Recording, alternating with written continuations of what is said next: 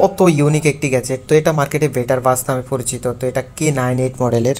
তো এটা যদি আপনাদেরকে আনবক্স করে দেখাই, এটার মধ্যে কী কী থাকতেছে, কী কী পাচ্ছি সব দেখিয়ে দিচ্ছি আপনাদেরকে। শুরুতে আমরা একটি মাইক্রোফোন পাচ্ছি, যেটা এটার সাথে কানেক্ট করে আমরা কথা বলতে পারবো। টাইপ সি একটি কেবল, তারপর হচ্ছে ইউজার ম্যানুয়াল গাইডলাইন।